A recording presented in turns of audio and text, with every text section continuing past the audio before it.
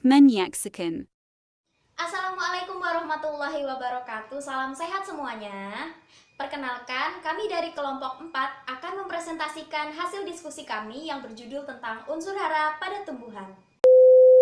Di sini kami akan membahas 4 poin penting. Yang pertama yaitu mendeskripsikan jenis-jenis unsur hara pada tumbuhan. Yang kedua, menjelaskan cara menganalisis unsur hara yang terdapat dalam tubuh tumbuhan. Yang ketiga, menyebutkan 3 kriteria unsur hara esensial dan fungsinya untuk menentukan komposisi kimia dalam tubuh tumbuhan. Dan yang terakhir, menjelaskan cara penyerapan unsur hara secara pasif dan aktif.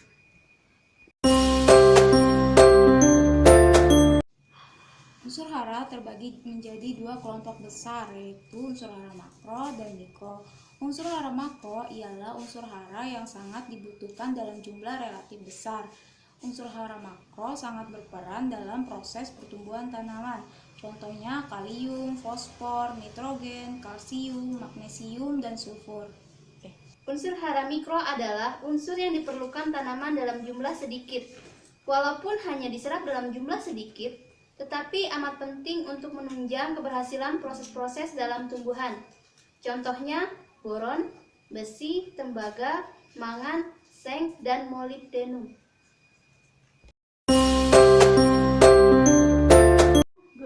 Menganalisis unsur hara di dalam tumbuhan dapat dilakukan dengan cara mengidentifikasi jenis tumbuhan dan kondisi di sekitar lingkungan tempat tinggalnya.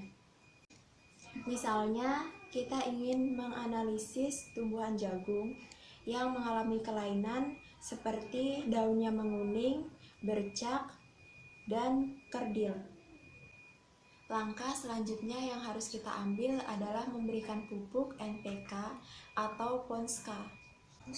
NPK merupakan pupuk berbentuk padat atau cair yang mengandung unsur hara berupa nitrogen, fosfor, dan kalium. Setelah beberapa minggu mulai terlihatlah pertumbuhan jagung seperti daunnya hijau dan subur. Dapat kita simpulkan bahwa lingkungan di sekitar tumbuhan tidak menyediakan unsur hara makro yang diperlukan tumbuhan.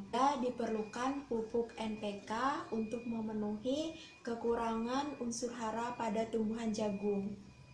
Apabila kita ingin mengetahui lebih lanjut di dalam tanaman tersebut memiliki unsur nitrogen, fosfor, dan kalium, kita dapat membawa tanah tersebut ke dalam laboratorium untuk melakukan uji lebih lanjut.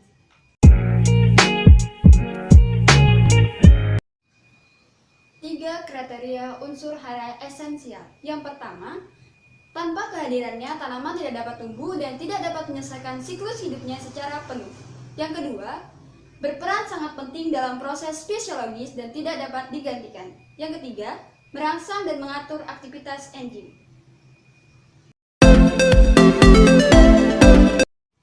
Unsur hara esensial adalah unsur hara yang diperlukan tanaman untuk proses pertumbuhannya.